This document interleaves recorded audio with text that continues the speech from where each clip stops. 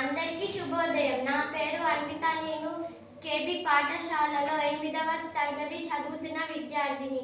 ఈరోజు నేను ఉత్పలమాల గురించి చెప్పబోతున్నాను. పై పాదాలలో బ, ర, న, బబరవ అనే గణాలు వరుసగా వచ్చాయి.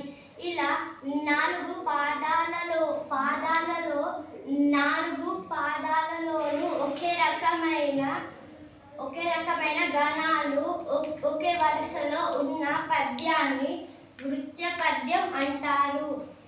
యతి పద్య పాదంలో మొదటి అక్షరాన్ని యతి అంటారు.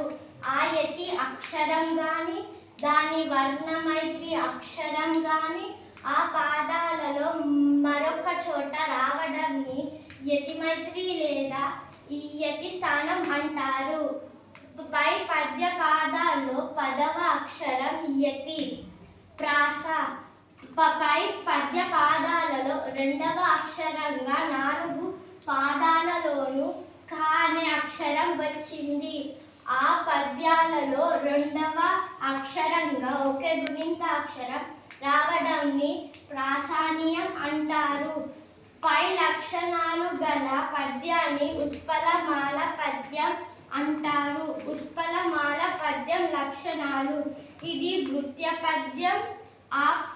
ఆ పద్యంలో 4 పాదాలుంటాయి.